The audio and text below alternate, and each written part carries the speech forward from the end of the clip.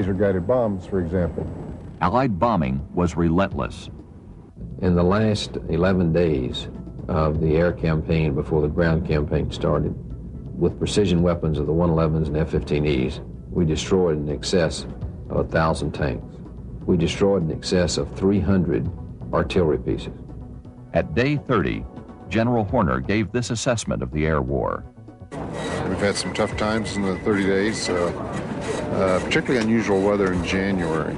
It was far worse than we'd forecast, and it was only because we were doing so well in our counter-air campaign, taking down airfields and SAM systems, that we were able to maintain the schedule despite the loss of a lot of sorties, up to 50% some days with regard to weather. But I think more importantly, we've demonstrated that we've been able to dig out his forces in the field in Kuwait.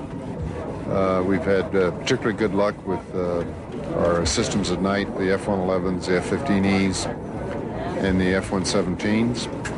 In fact, I think their bombing accuracy is absolutely phenomenal.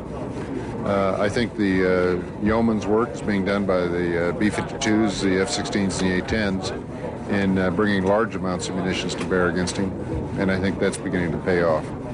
It has to be very difficult to be an Iraqi soldier and sit there night after night, day after day, and endure the pounding that he's taking.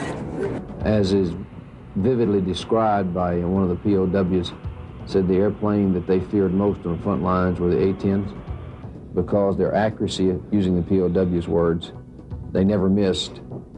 And when they're overhead orbiting and you're in a tank or with a group in a revetment, you didn't know if you were being picked out. So it was a very unnerving situation to experience and had a tremendous psychological impact.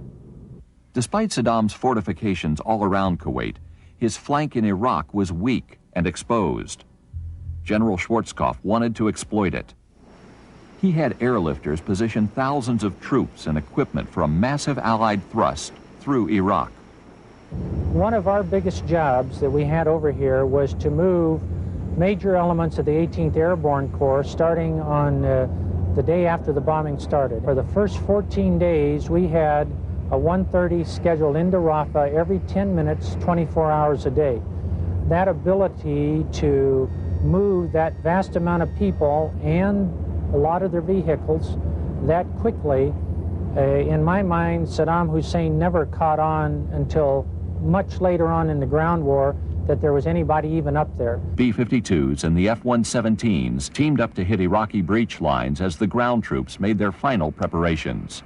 We put massive B-52 strikes in to bomb through those areas so that there would be clear paths that went through the breach areas, so that when the troops went through, there would be a pathway cleared of mines and the wire would be cut. The F-117s, with their precision-guided bombs, entered the battlefield, took out the feed points of the entire oil trench system that he had developed, that he was counting on to fill trenches and set them afire to make the breaching more difficult. It was time for the ground troops to liberate Kuwait. General Schwarzkopf launched the ground war on February 24, 1991, 39 days from the start of the air campaign. The original Allied plan was only 9 days off schedule. Negative radar contact. Roger that. We're Garlic 1-3. Allied air power entered Phase 4, providing close air support. It's very difficult in a very fast-paced ground campaign such as this war featured for the Army to know when and where they're going to need close air support. So we created a system called push CAS.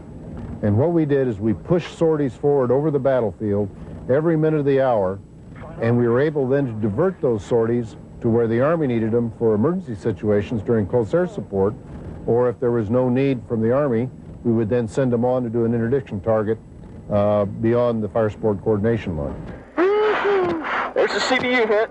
I had briefed all of those division commanders and cavalry commanders before the war started, and I said, we will destroy a minimum of 50% of the armor and artillery before you cross the boundary or before you start the ground war. Based on what they found, I think there's no doubt in their mind or anyone else's that we exceeded 50% very significantly.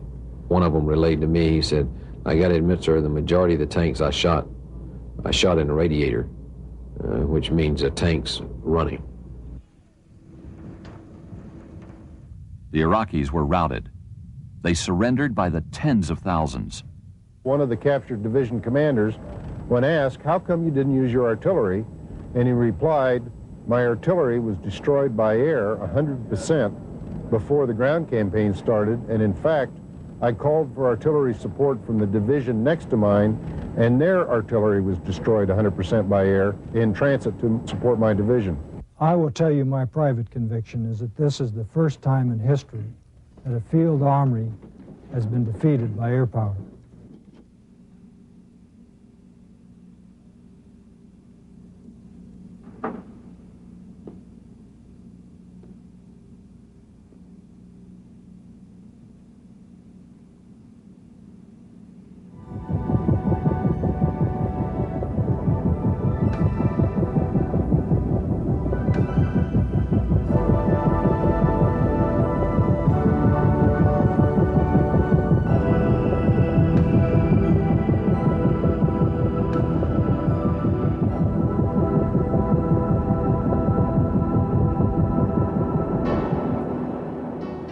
Air power truly was the wind that carried Operation Desert Storm.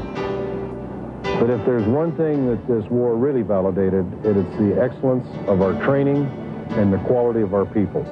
And I say that not as any kind of an advertisement or any kind of a bombastic statement. It's absolutely true. The people that put this whole thing together are absolutely brilliant, from aircraft mechanics to communications, to combat photographers, to cooks, to pilots flying the missions, and intelligence officers doing the briefings. There's so many of those young people that worked day and night on those ramps and would sleep 2 or 3 hours in a hangar and get back up and start again. And now that's dedication beyond belief, and they deserve all the credit in the world, and my hat's off to them.